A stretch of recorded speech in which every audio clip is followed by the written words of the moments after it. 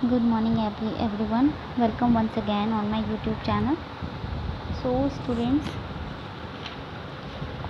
today I am going to start the second chapter of your book, literature book. Okay, the book name is Forever with English Multi-Skill Course Book. Okay, so this is the chapter of Unit 1. Okay, Unit 1 of section C. So let's start. Okay, so previously you have studied about Birbal's wit is a hit, right? And now we are going to learn about the legends of Tenali Ramalinga, who was also famous and well known for his wit and intelligence. So इसे previous video में हमने बीरबल्स की विट और उनके intelligence के बारे में पढ़ा था.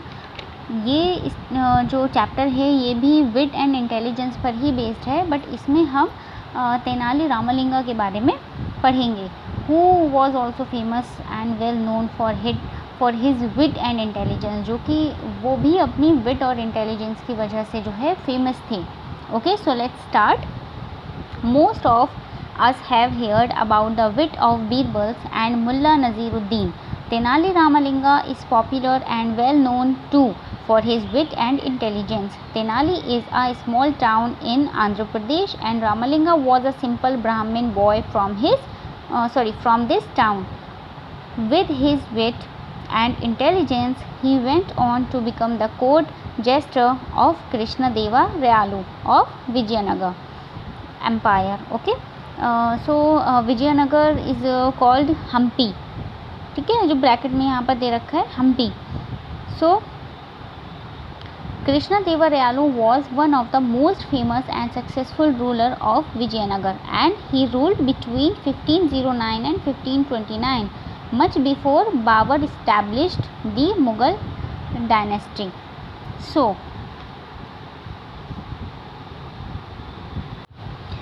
students, Tenali Ramalinga was an Indian poet, scholar, thinker and a special advisor in the court of Shri Krishnadeva Rayalu. ठीक है.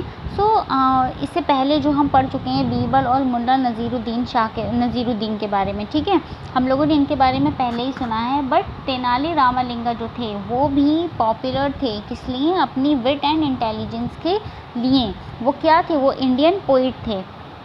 ठीक है. He was also an Indian poet, scholar and thinker and a special advisor in the court of Shri Krishnadeva Rayalu. और उनके एक special adviser थे जब कृष्णदेवा रयालू को किसी चीज़ के लिए एडवाइस करते थे, जैसे बीरबल की तरह, एज इट इज़ बीरबल, उसी तरह से ये भी उनको एडवाइस करते थे. ठीक है, he was his legal adviser. Okay, so this much we know about Tenali Ramalinga. So keeping this in your mind, and let's begin with the different story of Tenali Ramalinga. So just let's start with the read and rejoice. Okay, so during the period when Shri Krishnadeva Rayalu was the ruler of the Vijayanagar Empire with Hampi as its capital, Muhammadin Sultan were ruling Delhi. The Sultan were powerful and ruling many parts of northern India. They were always attempting to invade the Hindu-ruled kingdoms and grab them into their fold. The sultans always found some excuse or other to wage war.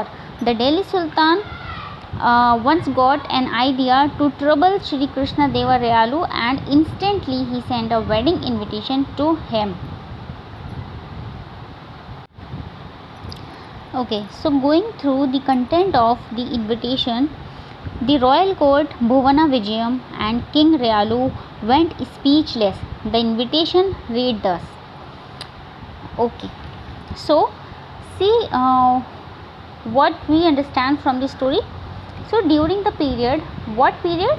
Which is mentioned in 1509 to 1529. This is the period. Okay, in this period Krishna Devarayalu was the ruler of Vijayanagar dynasty और Vijayanagar empire. तो ये जो period था 1509 and 1529, इसके बीच में जो कृष्ण देवरायालू थे ये एम्पायर, ये विजयनगर एम्पायर में रूल करते थे। Okay, so Hampi as its capital. तो विजयनगर जो एक एम्पायर था, विजयनगर जहाँ वो रूल करते थे, वहाँ की कैपिटल का नेम क्या था? Hampi was its capital. So Mohammedan sultan were ruling Delhi, और मोहम्मद सुल्तान जो कहाँ पर रूल करते थे? मोहम्मद सुल्तान रूल करते थे दिल्ली में। The sultans were powerful and ruling many parts of northern India. सुल्तान जो थे वो इनसे ज़्यादा पावरफुल थे और नॉर्दर्न इंडिया में रूल करते थे। They were always attempting to invade the Hindu ruled kingdom and grab them into their fold. So वो हमेशा से ही हिंदू रूल किंगडम जो भी थी उनके ऊपर अपना अधिकार करना चाहते थे। वो चाहते थे कि ऑल ओवर इंडिया में, मतलब ऑल ओवर कंट्री में जो है वो उनका ही रूल इस्टेब्लिश्ड हो जाए। Okay, so the sultan always found some excuse or the other to wage war. तो सुल्तान क्या थे? ऑलवेज कुछ ना कुछ एक्सक्यूज़ ढूंढते रहते थे कि जिसकी वजह से जो है वो किसी दूसरी किंगडम पर जो है वेज वॉर, मतलब वॉर कर सकें। वॉर करने के बाद वो उनकी एम्पायर को जो है उस पर अपना जो रूल है, अपना जो शासन है उस पर जो स्थापित कर सकें, इस्टेब्लिश कर सकें। ठीक है, उस एम्पायर को जो है वो अपने एम्पायर के साथ में अटैच कर सकें। So the Delhi sultan once got an idea to trouble Shri Krishna Devarayalu and instantly he sent a wedding invitation to him.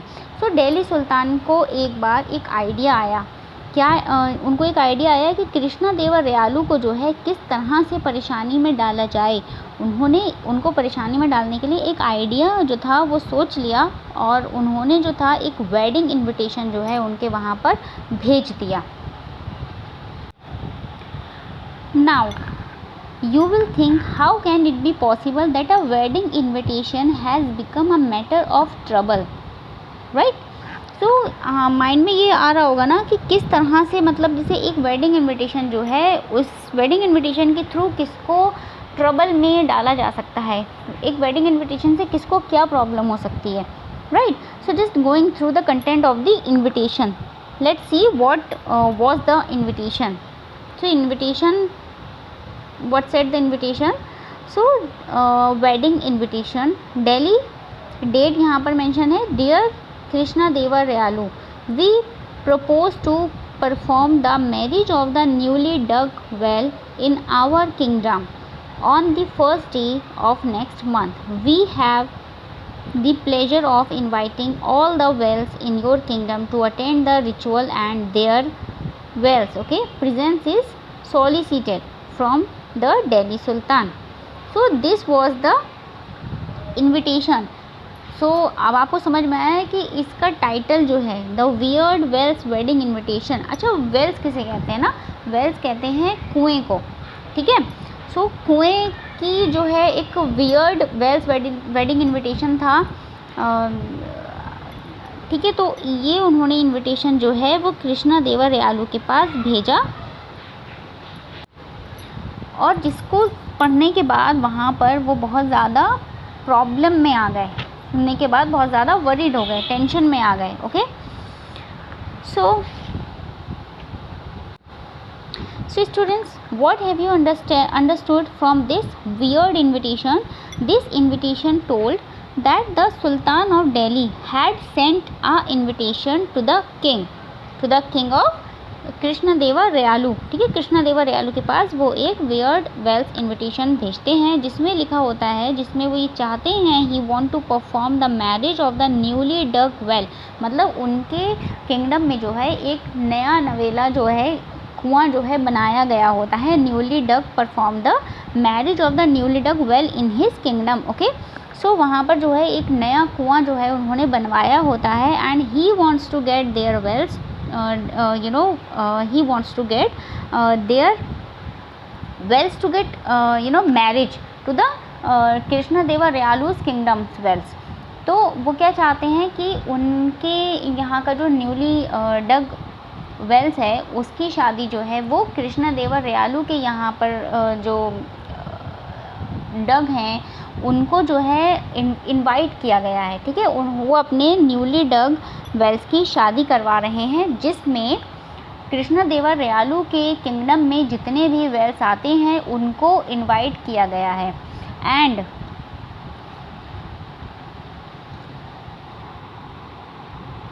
so that this was completely weird, you know, how can it be possible a well cannot be changed its place from one place to another। तो ये कैसे possible हो सकता है कि जो well है वो एक नॉन लिविंग थिंग है, ठीक है, नॉन लिविंग थिंग है जिसको एक जगह से दूसरे प्लेस पर हम नहीं लेके जा सकते, इट इज़ इम्पॉसिबल। तो ये कैसे पॉसिबल हो सकता है कि कोई भी है जो अपने डग मतलब एक कुएं की शादी करवा रहा है और उस कुएं की शादी में दूसरी किंगडम के सारे ही वेल्स को इनवाइट किया जा रहा है। ओके, सो वो भी कब, take place on the first day of the next month. So उनके पास जो है इतना इनफ टाइम ही नहीं था कि वो कुछ सोच पाते कि वो अब उनको समझ में नहीं आ रहा था कि वो इस इनविटेशन का क्या करें, ठीक है। So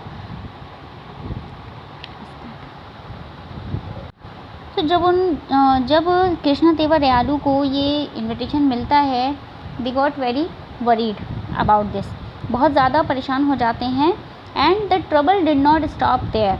now let's move further on the other page, let's see what happened next. The trouble did not stop there. A warning letter was attached along with the invitation.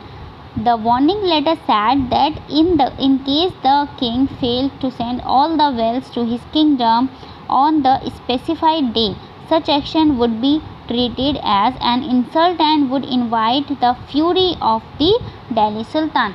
So यहाँ पर जो है trouble ख़त्म नहीं होता था, एक invitation के साथ में जो है एक वार्निंग लेटर भी अटैच था। अब ये सोचने वाली बात है कि इनविटेशन के साथ में वार्निंग लेटर तो अटैच नहीं होता, तो ये जो था उनकी परेशानी का, उनकी वरीड का एक रीज़न था जिसकी वजह से वो बहुत ज़्यादा परेशान हो रहे थे। उस वार्निंग लेटर में क्या मेंशन किया हुआ था? वार्निंग लेटर कहता था कि इन केस अगर कृष्णदेवरायलु अपने किंगडम के वेल्स को किसी वजह से उनके यहाँ पर उनकी वेल्स की मैरिज में नहीं जाने देते हैं, स्पेसिफाइड डे मतलब जो डे उन्होंने दिया है उस डेट को वहाँ पर उनके वेल्स नहीं पहुँचते हैं, सो दैट उनके अगेंस्ट क्या है, एक एक्शन लिया जाएगा और उनको दिल्ली सुल्तान के गुस्से का, फ्यूरी मीन्स एंगर, उनको उनके एंगर का जो है सामना करना पड़ सकता है और उनको एज अ इंसल्ट उनको ट्रीट किया जाएगा। सो दैट दिल्ली सुल्तान जो थे बहुत ज़्यादा परेशान थे उनका ये अटैचमेंट लेटर और इनविटेशन को पढ़ने के बाद। अब वो समझ नहीं पा रहे थे कि इसको हम क्या करें। Okay, so this much for today, rest part of this chapter we will continue in our next video. Okay, thank you students.